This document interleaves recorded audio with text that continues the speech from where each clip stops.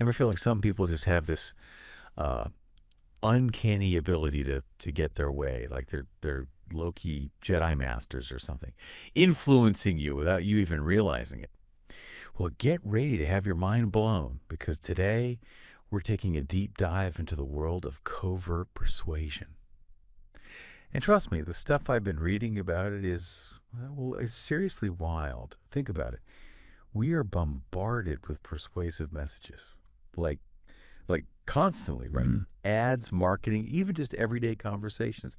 This book I was reading, it says Americans get hit with like over $3,200 worth of marketing and advertising messages each year. It's kind of crazy when you think about it, you know? No wonder we all feel susceptible to those sneaky tactics sometimes, right? But what's really wild is how subtle these tactics can be.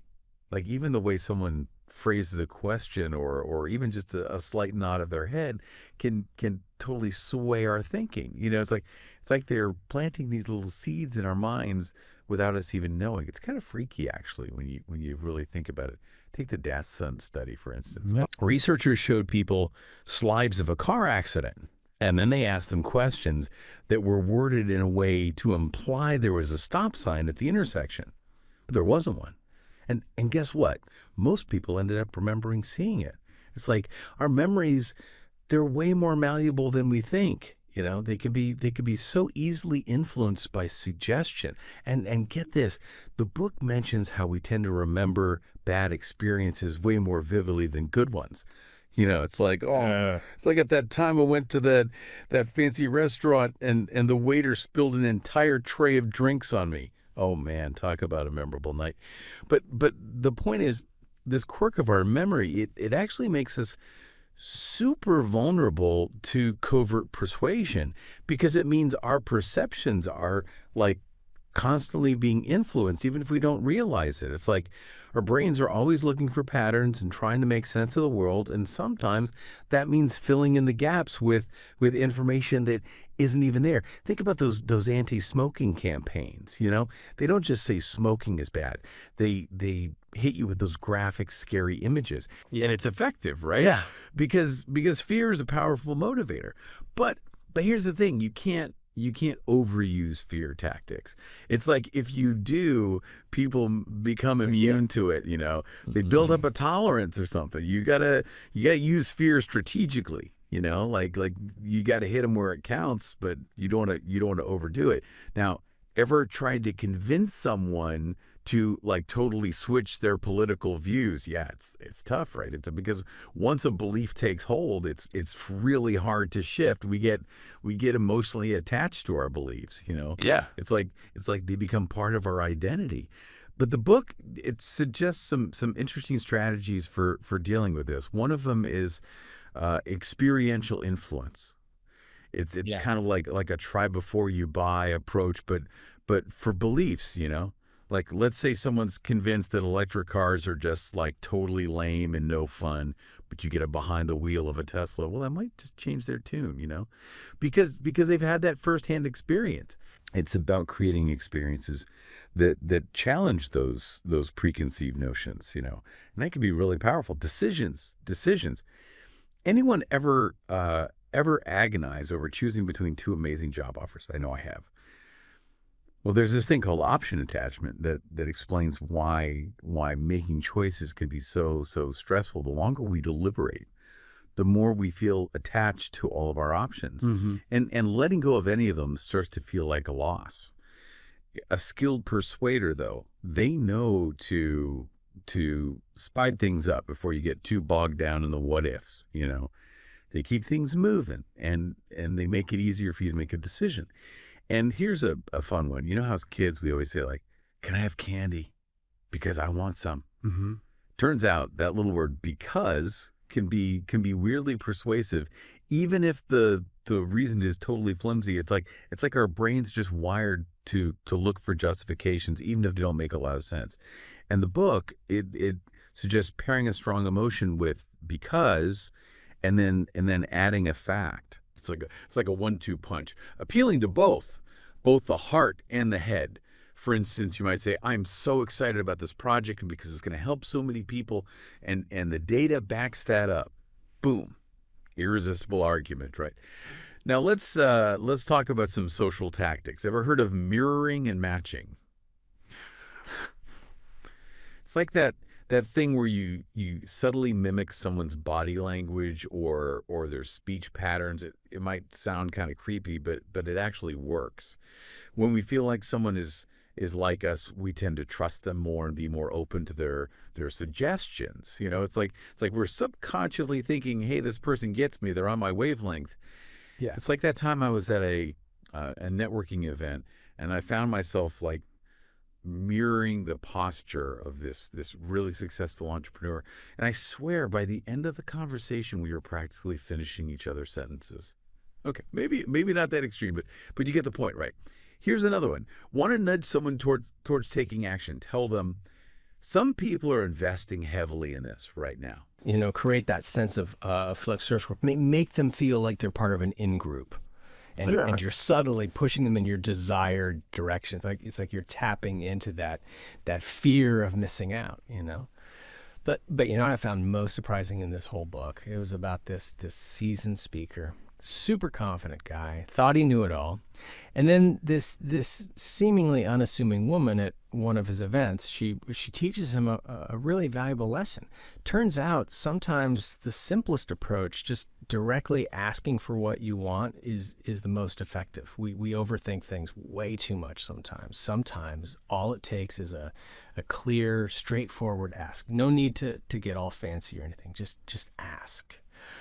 Okay, so we've been talking about all these like subtle tactics, but let's get into like the psychology behind it all. The stuff that really gets under the hood of how our minds work. One of the most powerful concepts, and it's straight out of Psychology 101, is anchoring. It's basically about like associating a feeling or an idea with a specific trigger. Think Pavlov's dogs, Bro. Salivating at the sound of the bell. Now imagine applying this to persuasion. Let's say you're launching a new product and you want to create this buzz of excitement around it, right? Every time you mention the product, you play like upbeat music, show these vibrant visuals, and people start to like subconsciously connect that feeling of excitement with your product, even without the bells and whistles, so to speak. Speaking of influencing decisions, the principle of scarcity is another big one. We all want what we can't have, right? Tell someone there are only a few items left, and suddenly they're like way more interested, even if they weren't that keen before. It's like this primal urge kicks in. Got to get it before it's gone. That reminds me of this time I was shopping online for a new pair of sneakers, and I had my eye on this one pair, but I wasn't totally sold. Then bam, a little notification pops up saying only 2 left in your size, and suddenly I felt this wave of urgency, like I had to have them. And guess what? I bought them. Totally fell for the scarcity trap, But it's not all about these big flashy tactics. Sometimes it's the little things that make the biggest difference, like your body language, your tone of voice, even the words you choose. These seemingly small details can send like subtle messages that influence how people perceive you and what you're saying. For instance, studies show that people are more likely to trust someone who stands up straight, makes eye contact. It projects confidence, authority, and we're naturally drawn to people who seem like they know what they're doing. Right? It's like this unspoken signal, like, hey, I'm worth listening to too. And then there's your tone of voice. Imagine trying to convince someone of something while sounding all like whiny and desperate, Not very persuasive, is it? But when you speak with confidence, enthusiasm, it's contagious. It makes people want to buy into what you're saying. Even your word choice can make a difference. Instead of saying, I think, try, I know. It sounds way more authoritative, more convincing. It's like you're saying, this is the truth, and I'm confident in it. But when all this talk about covert persuasion, it's important to remember that it's not about tricking people. It's about influencing them in a positive way. It's about helping them make decisions that are in their best interests while also achieving your own goals. It's about finding that win-win situation. Speaking of achieving goals, let's shift gears a little bit and talk about how we can apply these covert persuasion tactics in real life situations. It's one thing to understand the theory, but putting it into practice is where the real magic happens. One of the best ways to hone your persuasion skills is to become a master observer. Pay attention to how people interact, how they react to different situations, what motivates them. The more you understand human behavior, the better you'll be at predicting how people will respond to your persuasive attempts. It's like you're becoming a detective of human nature. Another key skill is adaptability. Not every tactic is going to work on every person in every situation. You got to be able to read the room and adjust your approach accordingly. It's like that time I was trying to convince my friend to try this new hiking trail I found, and she's super cautious. So I knew appealing to her sense of adventure wouldn't work. Instead, I focused on the safety and accessibility of the trail, and voila, she was in. And here's an interesting tidbit. Did you know that people have different communication styles? Some are more visual, some auditory, some kinesthetic. Figure out someone's communication style, and you can tailor your language and approach to be more persuasive. It's like speaking their language, literally and figuratively. But let's not forget, covert persuasion isn't about manipulation. It's about positive influence, helping people make good choices while also achieving your own goals. It's about using these techniques for good, whether in your personal relationships, your career, or just making the world a little bit better. Now that we've covered observation, adaptability, communication styles, I think it's time to level up and explore some more advanced covert persuasion techniques. You guys ready to get into the nitty gritty? All right, so we're getting into some advanced covert persuasion techniques now. Buckle up, because this is where things get really interesting. One technique I find fascinating is called future pacing. It's like taking someone on a mental journey into the future where they're already experiencing the benefits of whatever you're trying to persuade them to do. Imagine you're trying to convince someone to invest in your new business venture. You could paint this vivid picture of them, 5 years down the road, financially secure, enjoying the fruits of their smart investment. You're giving them a glimpse of their dream life, making it feel attainable. Then there's reframing. It's about shifting someone's perspective, changing the way they see something by altering the context. It's like turning a negative into a positive. Let's say you're selling a product that's pricier than the competition. Instead of dwelling on the cost, you reframe it as an investment. You highlight the long-term value, the benefits that outweigh the initial price tag. Suddenly that cost seems less significant.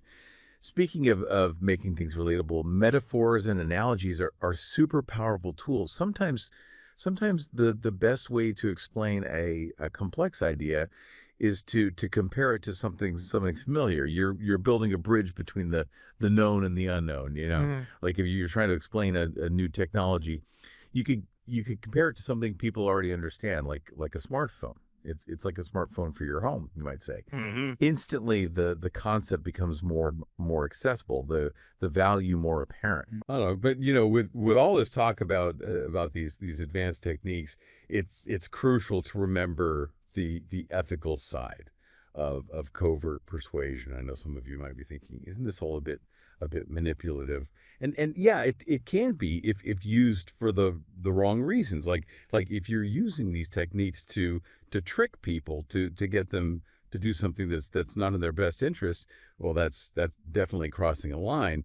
But if you're using them to help people, to guide them toward positive choices, to inspire them, then I believe covert persuasion can be a force for good. And think about it. Persuasion is all around us. It's how we communicate, how we connect, how we influence the world around us, even in our personal relationships. Understanding these subtle dynamics can make a huge difference.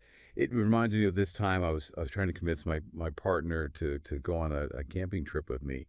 And they weren't exactly thrilled about the idea, but I knew they loved spending time outdoors and disconnecting from technology. So instead of focusing on the roughing it aspect, I highlighted the peace and quiet, the chance to reconnect with nature.